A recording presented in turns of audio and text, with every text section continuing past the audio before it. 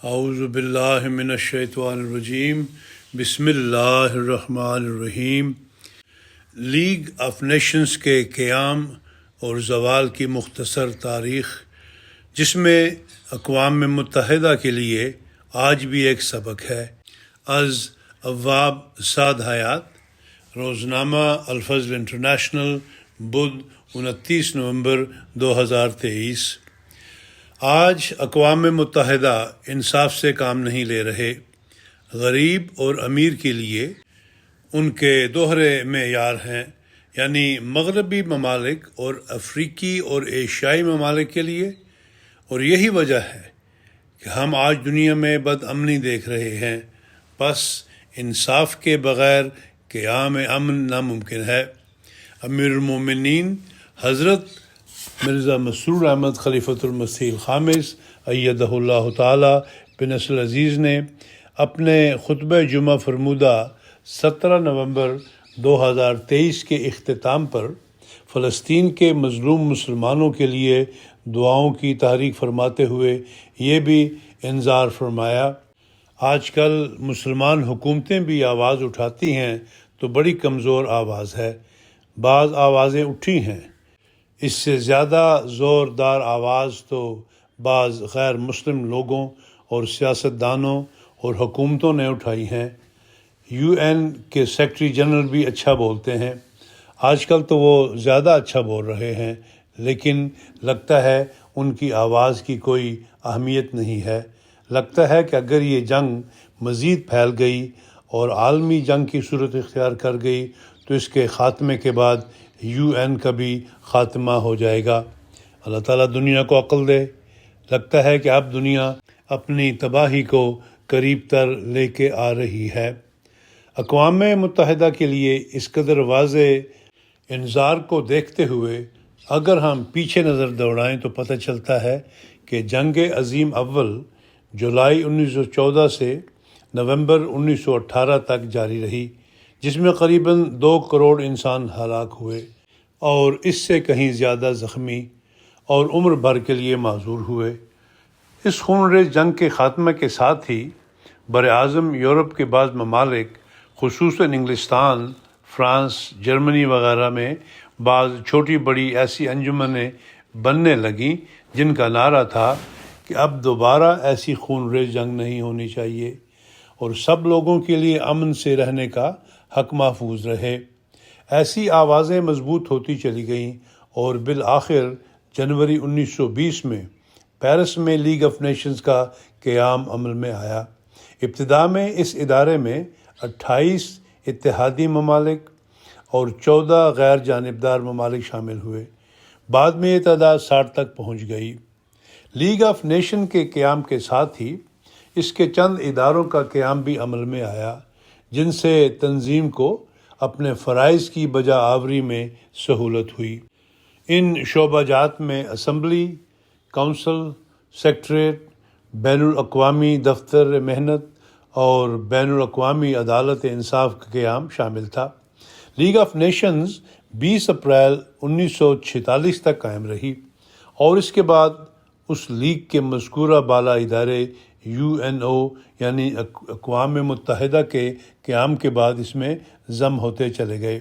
آج ہمارے سامنے اقوام متحدہ اپنی زندگی کے 75 سال مکمل کر چکی ہے اور اس تنظیم کے اپنے قیام کے مقاصد میں کامیاب یا ناکام ہونے پر دلائل کا سلسلہ جاری ہے۔ زیر نظر مضمون میں ہم لیگ آف نیشنز کی کچھ تاریخ پر نظر ڈالتے ہوئے اس کی ناکامی کے بعض اسباب کا جائزہ لیں گے تا اقوام متحدہ کے مستقبل کو محفوظ بنایا جا سکے۔ لیگ کا تعارف۔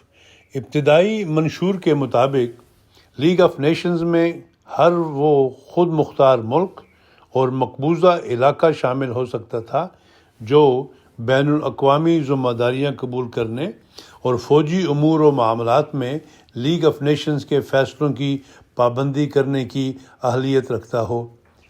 اس لیگ کا اولین مقصد رکن ممالک میں انصاف و باہمی احترام کی بنیاد پر اس مخصوص تعاون کو فروغ دینا تھا تا آئندہ کے لیے دنیا سے جنگوں کا سد باب ہو سکے۔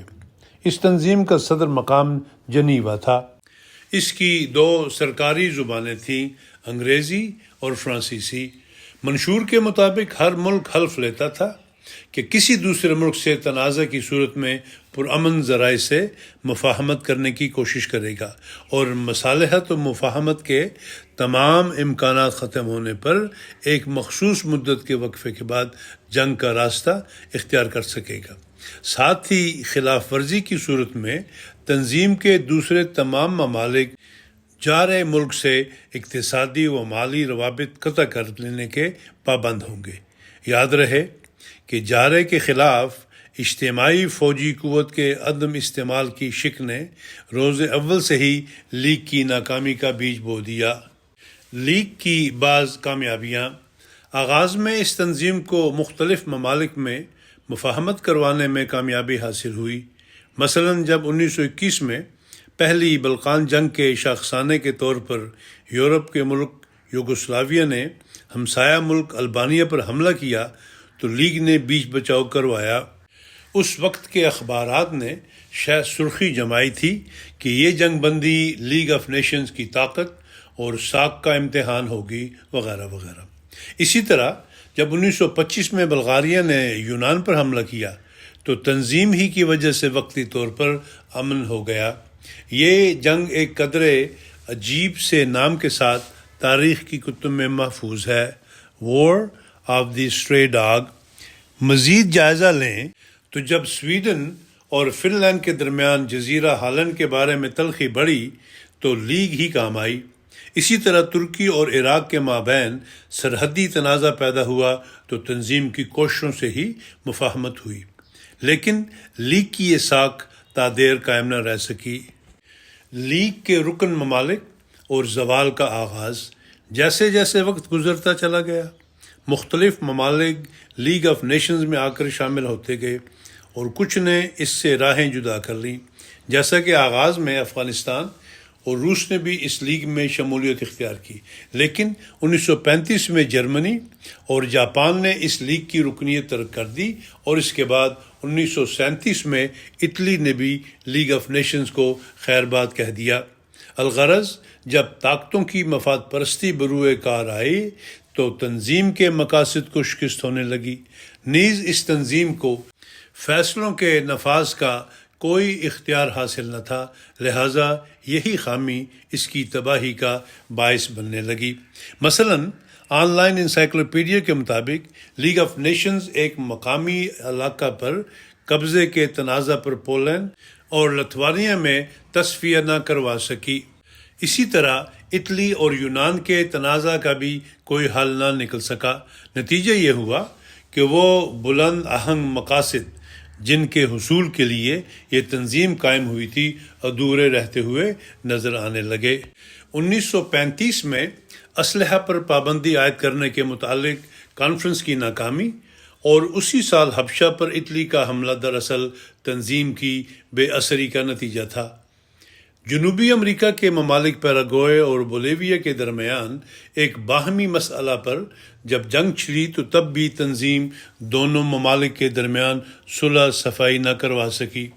جاپان نے منچوریا پر قبضہ کر لیا تو لیگ خاموش نظر آئی۔ جرمنی نے آسٹریا اور چیکوسلواکیہ پر قبضہ کیا تو لیگ کی طرف سے کوئی مؤثر کارروائی نہ ہو سکی۔ 1939 میں جرمنی نے پولینڈ پر حملہ کیا تو یہ لیگ محض نام ہی کی نظر آئی اور وہ حملہ جنگ عظیم دوم کے آغاز کا باعث بن گیا، وغیرہ۔ لیگ آف نیشنز کا اہم اجلاس، جس میں ایک معزز احمدی کی طرف سے اصلاح احوال کی ایک آخری کوشش کی گئی، اس وقت ہوا جب روس نے فن لینڈ پر حملہ کیا۔ تاریخ کے اس اہم موڑ پر لیگ کی اسمبلی کا اجلاس دسمبر 1939 کو بلایا گیا، جس میں روس کی مذمت کی گئی اور اسے رکنیت سے خارج کر دیا گیا۔ یہ اس انجمن کی آخری کارروائی تھی، لیکن تب تک دیر ہو چکی تھی۔ اس اجلاس کا احوال اس میں شریک ایک رکن ملک کے نمائندہ کی زبانی سنیں۔ حضرت چودھری سر محمد ظفر اللہ خان صاحب اپنی کتاب تحدیث نعمت میں بتاتے ہیں کہ 1939 میں جب ڈومینین وزراء کی کانفرنس کے سلسلہ میں ہندوستان سے سفر کر کے ابھی انگلستان میں ہی مقیم تھے، تب فن لینڈ کے خلاف روسی جارحیت سے نمٹنے کے لیے فن لینڈ کی درخواست پر لیگ آف نیشنز کی اسمبلی کا اجلاس بلایا گیا۔ چودھری صاحب کو وائسرائے ہند کی طرف سے ہدایات موصول ہوئیں کہ آپ اس اجلاس میں ہندوستان کی نمائندگی کریں۔ آپ اپنے ساتھ انڈیا آفس کے ایک تجربہ کار عہدیدار کو اپنے سیکرٹری کے طور پر لے گئے، نیز ہندوستان سے آپ کے ساتھ جو ایک سیکرٹری آیا تھا وہ بھی شامل ہو گیا، اور یوں ایک مکمل وفد بن گیا، اور حضرت چودھری صاحب لیگ آف نیشن کی اسمبلی جانے والے وفد کے سربراہ بن گئے، اور وفد جنیوا پہنچ گیا۔ تب وائسرائے ہند کی طرف سے حضرت چودھری صاحب کو کہا گیا تھا کہ روس اور فن لینڈ کے مابین جنگ پر حالات واضح ہیں، ہم سب کی ہمدردی فن لینڈ کے ساتھ ہے، اس لیے وہاں پہنچ کر دیکھ لینا کہ کس نوع کی کارروائی مناسب ہوگی، اگر ضرورت سمجھو تو ہم سے مشورہ کر لینا، وفد کے قائد تم خود ہی ہوگے۔ حضرت چودھری صاحب تحدیث نعمت میں اپنے اس سفر اور شرکائے سفر کا ذکر کرنے کے بعد لکھتے ہیں، لیگ کی کونسل نے فن لینڈ کے احتجاج پر غور کرنے کے بعد سفارش کی کہ روس کو لیگ کی رکنیت سے خارج کر دیا جائے۔ معاملہ اسمبلی میں آیا۔ اسمبلی میں اکثر تقریریں کونسل کی تجویز کی تائید میں ہی ہوئیں، لیکن سب دبے دبے الفاظ میں۔ اس کی وجہ روس کا احترام یا روس کی طرف سے کسی کارروائی کا اندیشہ بھی تھا۔ یورپ کے سب ممالک ہٹلر سے خائف تھے اور ایسا کوئی کلمہ منہ سے نہیں نکالنا چاہتے تھے جس کے ہٹلر کی طبع نازک پر گراں گزرنے کا احتمال ہو۔ میں اس کیفیت کو دیکھ کر حیران ہوا اور کچھ دکھ بھی ہوا، اور میں نے مسٹر بٹلر سے کہا کہ میں تو صاف صاف بات کروں گا۔ انہوں نے فرمایا، خدا کے لیے ضرور کرنا، کیونکہ ہماری تو ہمت نہیں پڑتی۔ For heaven sake do, for we dare not. چنانچہ جب میری باری آئی تو میں نے پہلے فن لینڈ اور روس کا سیاسی، معاشی اور ثقافتی موازنہ کیا، پھر روس کی بلا وجہ اور سراسر زیادتی کا تذکرہ کیا، اور کونسل کی تجویز کی پرزور تائید کی، اور آخر میں کہا، صاحبان، اس مسئلے پر لازم ہے کہ آپ سب یکجہتی اور اتفاق کے ساتھ ہر قسم کے ظلم اور زیادتی کے خلاف آواز اٹھائیں اور مناسب اقدامات کریں۔ اگر آپ سب مل کر ایسا نہیں کریں گے تو آپ کو ایک ایک کر کے کچل دیا جائے گا، اور تہذیب اور اخلاق کی شمع صدیوں کے لیے گل ہو جائے گی۔ معلوم ہوتا ہے کہ اسمبلی کے صدر مسٹر ایمبرو، جو ناروے کے نمائندہ تھے، میری بے باکانہ جرأت سے خوفزدہ ہو رہے تھے۔ مجھے روک تو نہیں سکتے تھے، لیکن جب میری تقریر ختم ہوئی تو انہوں نے ترجمان سے کہا، قواعد کے تحت ساری تقریر کا ترجمہ کرنا لازم نہیں، صرف خلاصہ بیان کر دینا کافی ہے۔ کونسل کی تجویز منظور ہوئی اور روس لیگ آف نیشنز کی رکنیت سے خارج کر دیا گیا۔ سر آغا خان نے بعد میں مجھے بتایا کہ سوئٹزرلینڈ کے نمائندے نے ان سے کہا کہ سارے اجلاس میں کام کی تقریر ہندوستان کے نمائندہ ہی کی تھی۔ تحدیث نعمت صفحہ نمبر 513 514۔ الغرض، لیگ آف نیشنز کا آخری اجلاس 18 اپریل 1946 کو ہوا، جس میں 34 نمائندہ ممالک نے شرکت کی، اور اس کے ساتھ ہی صرف 26 سال قائم رہنے والی اس تنظیم کا متنازع حیثیت میں 20 اپریل 1946 کو خاتمہ ہو گیا۔ اس دوران 1945 کے وسط میں جنگ عظیم دوم کا اپنی تباہ کاریوں مع جاپان پر 2 ایٹم بم گرنے کے ساتھ اختتام ہو جانے کے بعد اقوام متحدہ کے نام کے ساتھ ایک نئی بین الاقوامی تنظیم کا قیام عمل میں آ چکا تھا۔ جماعت احمدیہ کی طرف سے خامیوں کی نشاندہی۔ ایسا نہیں ہے کہ لیگ آف نیشنز کی بعض خامیوں اور طاقت کے عدم توازن پر کسی نے توجہ نہیں دی۔ یہ جماعت احمدیہ ہی تھی جس نے اسی آغاز کے دور میں ان خطرات کو بھانپ کر اصلاح احوال کی طرف توجہ کی۔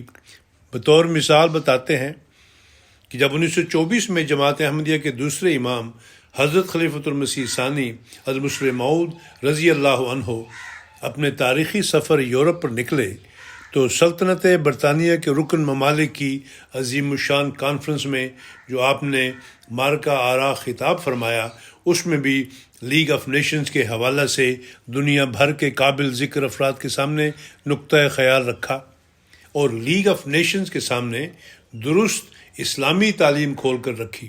اپنے اسی خطاب میں آپ نے اعلان فرمایا، چونکہ حضرت مسیح موعود علیہ السلام کو خدا تعالیٰ نے صرف روحانی خلافت دے کر بھیجا تھا، اس لیے آئندہ جہاں تک ہو سکے آپ کی خلافت اس وقت بھی جب کہ بادشاہتیں اس مذہب میں داخل ہوں گی سیاسیات سے بالا رہنا چاہتی ہے، وہ لیگ آف نیشنز کا اصلی کام سر انجام دے گی اور مختلف ممالک کے نمائندوں سے مل کر ملکی تعلقات کو درست رکھنے کی کوشش کرے گی۔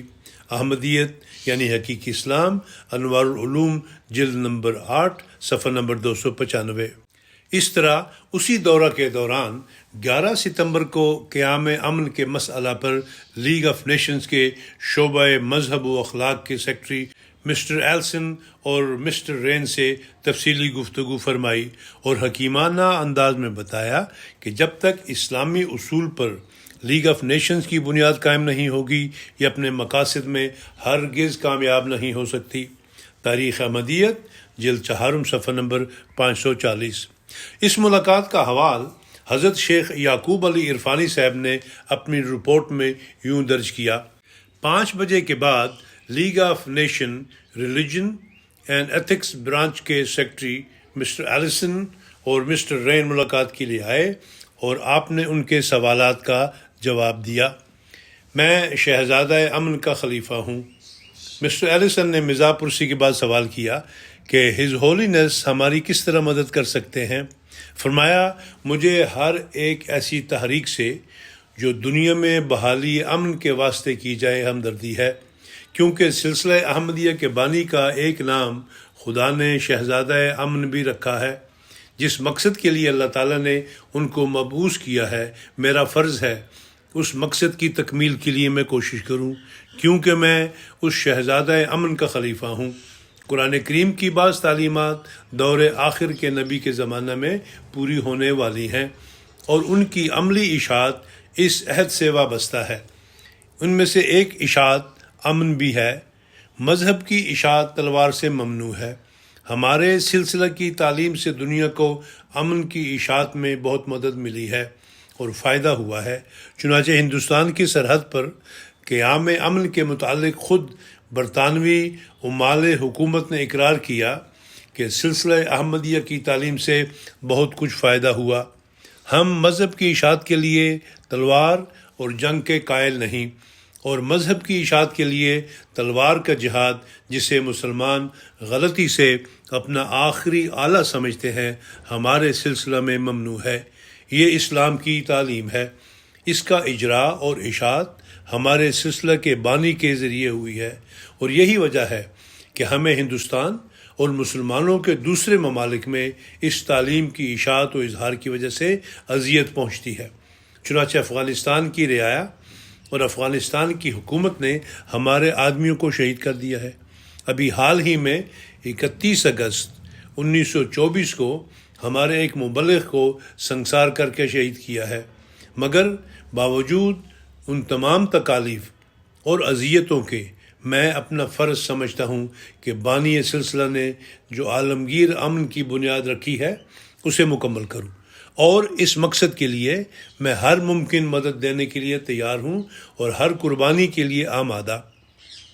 اس کے بعد رپورٹ میں حضرت شیخ صاحب نے اس موقع پر مسٹر رین نے مذہبی رواداری کے متعلق ایک سوال کیا، جس کا حضور رضی اللہ عنہ نے تفصیلی جواب عنایت فرمایا۔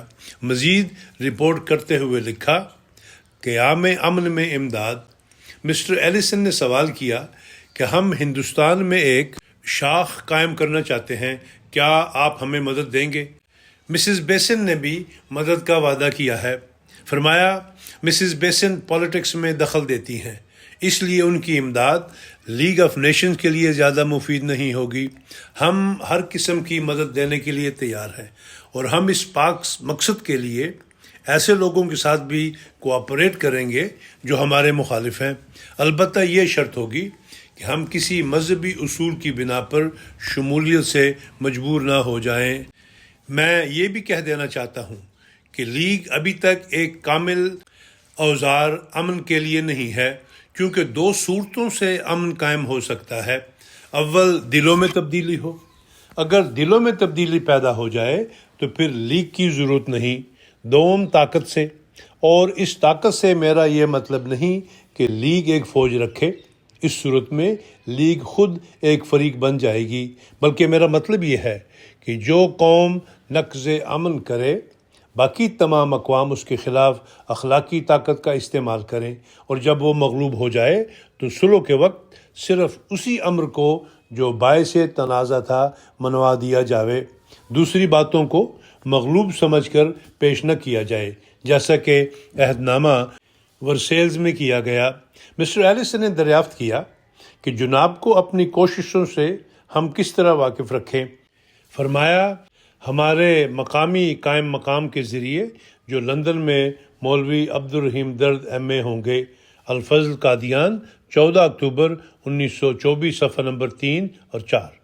جماعت احمدیہ کی طرف سے لیگ آف نیشن سے 1924 میں کابل میں احمدیوں کی محض عقیدہ کی بنا پر ہونے والی دردناک شہادت پر آواز اٹھانے کا مطالبہ کیا گیا تھا، جس پر بر صغیر کے معاصر اخبارات نے بھی جماعت احمدیہ کو اس مطالبہ پر حق بجانب قرار دیا تھا، کیونکہ رکن ممالک کے افراد کے مذہبی حقوق کی حفاظت بھی اہم ترین امور میں سے ہے۔ الفضل، 5 مارچ 1925، صفحہ نمبر 6۔ حضرت مسلم موعود رضی اللہ عنہ لیگ آف نیشنز سمیت امن عالم کے قائم اور برقرار رکھنے کی ہر کاوش کو قدر کی نگاہ سے دیکھتے تھے، لیکن کسی کی صریح غلطیوں پر نشاندہی کر کے اس شخص یا ادارے کو ناکامی سے روکنا بھی تو ایک خاص نیکی ہوا کرتی ہے۔ حضرت مسلم موعود رضی اللہ عنہ اپنی تفسیر کبیر میں سورۃ الکوثر کی تفسیر کرتے ہوئے فرماتے ہیں، غیر قوم حکومتوں کے ساتھ جو تعلقات ہوتے ہیں ان کے متعلق بھی اسلام نے ایسے قوانین مقرر کیے ہیں جن کا کوئی مذہب مقابلہ نہیں کر سکتا۔ مثلا اسلام نے حکومتوں کے آپس کے اختلافات کو دور کرنے کے لیے بعض اہم اصول تجویز کیے ہیں، جو اتنے مکمل ہیں کہ ان کا مقابلہ نہ پہلی لیگ آف نیشنز کر سکتی تھی، اور نہ اب جو یونائٹڈ نیشنز کی انجمن بنی ہے یہ اس کا مقابلہ کر سکتی ہے، کیونکہ قرآن کریم کے مقرر کردہ اصولوں کو نہ پوری طرح اس پہلی انجمن نے اخذ کیا اور نہ موجودہ انجمن ان کو اختیار کر رہی ہے۔ اس کا تفصیلی ذکر میں نے اپنی کتاب احمدیت میں کیا ہے۔ قرآن مجید میں آتا ہے، یعنی جب دو قومیں آپس میں لڑ پڑیں تو دوسری حکومتوں کو چاہیے کہ وہ ان دونوں پر دباؤ ڈالیں اور ان کے آپس کے اختلافات کو دور کریں، اور اگر فیصلہ ہو جانے کے بعد دونوں میں سے کوئی قوم اس فیصلہ کو ماننے سے انکار کر دے اور دوسری قوم پر حملہ کر دے تو پھر سب حکومتوں کو چاہیے کہ وہ متحد طور پر اس پر لشکر کشی کریں تاکہ وہ لڑائی سے رک جائے اور اس فیصلہ کو تسلیم کر لے جو مختلف اقوام کے نمائندوں نے کیا ہے، اور اگر وہ اپنی غلطی کو تسلیم کر کے لڑائی چھوڑ دے تو صلح کروانے والی حکومتوں کو چاہیے کہ وہ اپنا پہلا فیصلہ ہی نافذ کریں، دوسری حکومت سے کوئی ناجائز فائدہ نہ اٹھائیں اور اس کو لوٹنے کی کوشش نہ کریں۔ یہی کافی ہے کہ دنیا میں امن قائم ہو گیا۔ جب لیگ آف نیشنز قائم ہوئی ان دنوں میں انگلستان گیا ہوا تھا۔ میں نے اسی وقت کہہ دیا تھا کہ یہ کبھی کامیاب نہیں ہوگی، کیونکہ قرآن کریم میں یہ شرط رکھی ہے کہ جب دو قوموں میں اختلاف ہو جائے تو ان میں سے کوئی تمہارا فیصلہ نہ مانے تو باقی سب حکومتیں اس پر مل کر لشکر کشی کر دیں۔ لیکن لیگ آف نیشنز میں اس قسم کی لشکر کشی کی کوئی صورت نہیں رکھی گئی، اور اب یونائٹڈ نیشنز کی انجمن بنی ہے۔ اس کے متعلق بھی میں وہی کچھ کہتا ہوں کہ یہ بھی کبھی کامیاب نہیں ہوگی جب تک کہ وہ اپنے قواعد نہ بدلے، کیونکہ اس میں بھی وہ شرائط پورے طور پر نہیں پائی جاتی جو اسلام نے تجویز کی ہیں۔ تفسیر کبیر، جلد 10، صفحہ نمبر 312 313۔ حضرت مسلم موعود رضی اللہ عنہ کی اتباع میں آپ کے بھیجے گئے مبلغین بھی اپنے اپنے دائرہ اثر میں لیگ آف نیشنز اور اقوام متحدہ کی بعض خامیوں کی نشاندہی کرتے رہے۔ نہایت اعتماد سے دنیا کے بڑے بڑے ایوانوں تک پیغام حق پہنچایا۔ مثلا جماعت کے ایک فاضل مبلغ محترم مولانا محمد صدیق امرتسری، واقف زندگی، سابق مبلغ متفرق ممالک، اپنی نہایت قیمتی تصنیف روح پرور یادیں میں ایک جگہ اقوام متحدہ کی ایک واضح خامی کی نشاندہی کے عنوان سے تحریر کرتے ہیں۔ دسمبر 1959 میں اقوام متحدہ کے نامور secretary general Dag Hammarskjold African ممالک کا سرکاری دورہ کرتے ہوئے سب سے پہلے لائبیریا کے دارالحکومت منروویہ تشریف لائے اور 3 دن قیام کر کے لائبیریا کے سیاسی، ثقافتی اور عام ملکی حالات کا مطالعہ کرتے رہے۔ اس موقع سے فائدہ اٹھاتے ہوئے خاکسار نے 23 دسمبر 1959 کو بحیثیت مبلغ انچارج احمدیہ مشن لائبیریا ان سے ملاقات کر کے ان کی خدمت میں قرآن کریم انگریزی کی ایک کاپی، نیز teaching of Islam, Ahmadiyyat, life of Muhammad اور ہمارے بیرونی مشن وغیرہ کتب دستی طور پر انہیں پیش کی۔ ساتھ ہی ایک ٹائپ شدہ خیر مقدم ایڈریس بھی انہیں دیا، جس کے بعض حصے انہوں نے اسی وقت پڑھ کر ہمارا شکریہ ادا کیا۔ اقوام متحدہ جیسے ادارے کے سربراہ سے نہایت جرأت سے مخاطب ہو کر اس احمدی مبلغ نے اقوام متحدہ کی خامی بتاتے ہوئے حضرت مسلم موعود رضی اللہ عنہ کی بیان فرمودہ سورۃ الحجرات کی آیت نمبر 10 کی تفسیر کو بھی بنیاد بنایا ہوگا۔ اس آیت کا بامحاورہ ترجمہ درج کر کے نیچے نوٹ میں حضور فرماتے ہیں، اس آیت میں UN کا نقشہ کھینچا گیا ہے، افسوس لیگ آف نیشن نے اس پر پورا عمل نہ کیا اور ناکام رہی۔ UNO بھی بزدلی دکھا رہی ہے اور ناکامی کے آثار ہیں۔ جب تک پوری طرح اس آیت میں بتائی ہوئی شرائط پر UNO عمل نہ کرے گی، کامیاب نہ ہوگی۔ تفسیر صغیر زیر آیت مذکورہ بالا، صفحہ 859، فٹ نوٹ نمبر 1۔ اس احمدی مبلغ کی طرف سے پیش کردہ اس قیمتی ایڈریس کا اردو مفہوم اور اس کے جواب میں اقوام متحدہ کے executive office of general secretary سے ان کے پرسنل سیکرٹری وچ ماسٹر کا شکریہ کا خط روح پرور یادیں کے صفحہ 534 سے 538 پر ملاحظہ کیا جا سکتا ہے، جس میں پرسنل سیکرٹری نے لکھا کہ جنرل سیکرٹری اقوام متحدہ کے متعلق قرآن کریم کے پیش کردہ اصولوں کو قدر کی نگاہ سے دیکھتے ہیں اور آپ کے مشن اور جماعت کے لیے نیک تمناؤں کا اظہار کرتے ہیں۔ مزید آگے بڑھیں تو ملتا ہے کہ 12 اکتوبر 1951 کو مجلس خدام الاحمدیہ کے سالانہ اجتماع منعقدہ ربوہ پاکستان سے افتتاحی خطاب کرتے ہوئے حضرت مسلم موعود رضی اللہ عنہ نے احمدی نوجوانوں کو قرآن کریم کی تلاوت اور اس پر غور کرنے کی طرف خصوصیت سے توجہ دینے کی طرف بلایا اور بتایا کہ قرآن کریم کے ساتھ تعلق قائم کیے بغیر کبھی بھی اخلاق صحیحہ پیدا نہیں ہو سکتے، اور جب تک اخلاق صحیحہ پیدا نہ ہوں اس وقت تک دنیا میں ہرگز روحانی تغیر نمودار نہیں ہو سکتا، جو دنیا کے تمام مصائب کا واحد حل ہے۔ اسی تسلسل میں آپ نے فرمایا، آج بھی قرآن مجید دنیا کی تمام ضروریات کو پوری کر سکتا ہے۔ دنیا نے امن کے قیام کے لیے کتنی کوششیں کی، کبھی لیگ آف نیشنز بنی اور کبھی یونائٹڈ نیشنز، لیکن وہ ناکام ثابت ہو رہی ہیں، اس لیے کہ ان کی کوششوں کی بنیاد روحانیت پر نہیں رکھی گئی اور ان میں اپنے اپنے مفاد اور حق کو مقدم رکھا جاتا ہے۔ دراصل دنیا کے مصائب کا حل اخلاق صحیحہ کے قیام پر مبنی ہے، اور اخلاق صحیحہ دنیاوی کوششوں سے نہیں بلکہ قرآن مجید ہی کی بتائی ہوئی تعلیم سے قائم ہو سکتے ہیں۔ روزنامہ الفضل لاہور 16 اکتوبر 1951، صفحہ نمبر 2۔ سفیر امن کی امن عالم کے لیے مساعی۔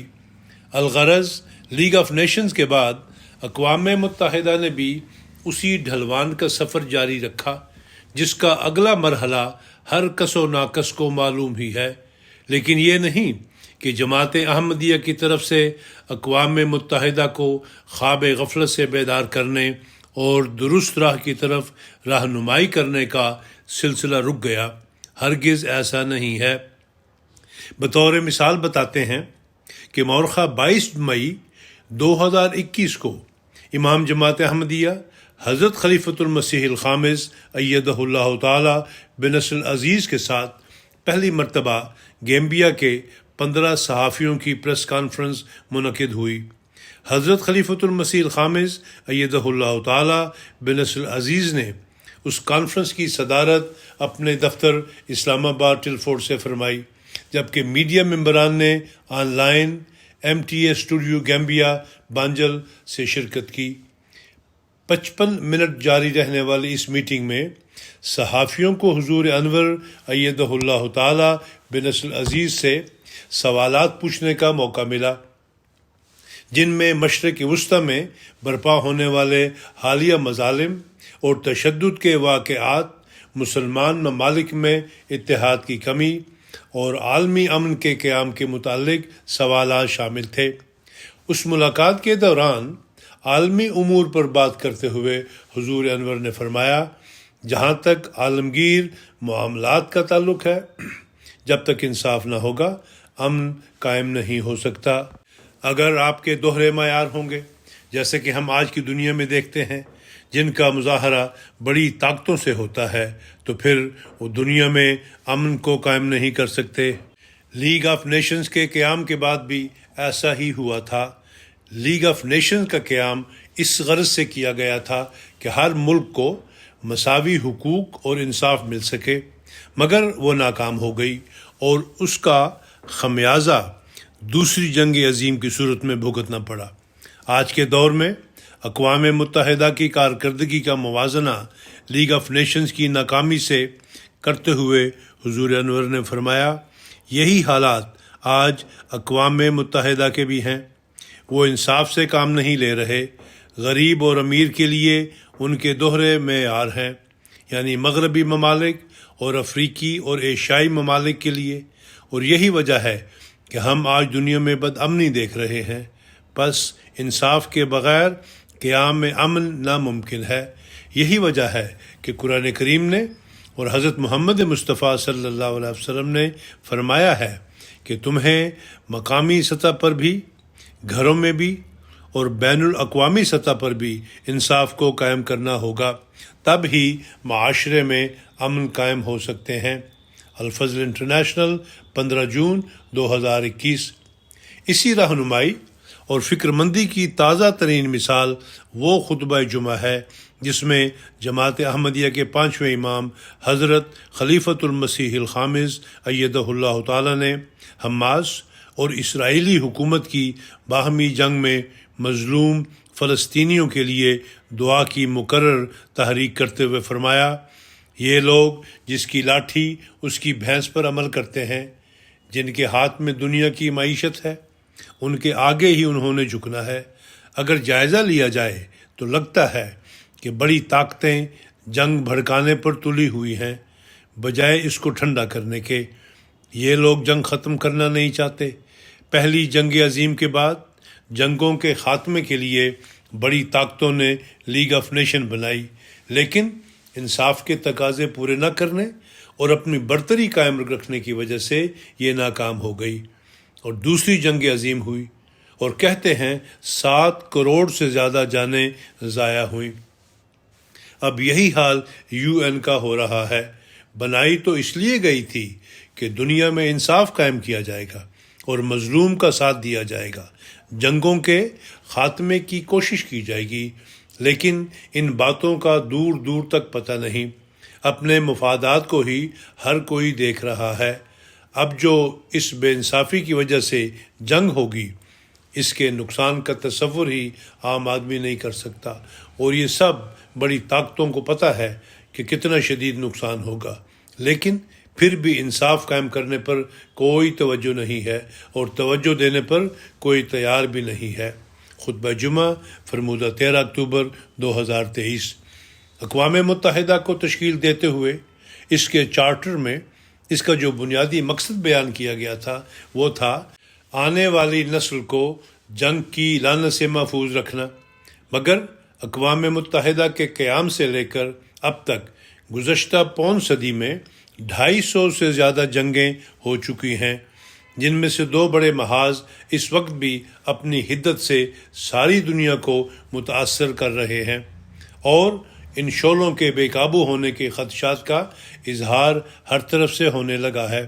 اگر پہلی لیگ کو اپنے منشور کی بعض خامیوں نے ناکام کیا تو موجودہ اقوام متحدہ کو ویٹو پاور جیسے عجیب قاعدہ نے عجیب مخمصے میں لا کھڑا کیا ہے، اور بادی النظر میں چند ملکوں کو حاصل یہ ویٹو کا حق مغربی دنیا میں رائج نظام جمہوریت سے صریح متصادم بھی تو ہے، جہاں ساری دنیا ایک طرف ہوتی ہے اور ویٹو پاور کا حامل کو ایک ملک دوسری طرف۔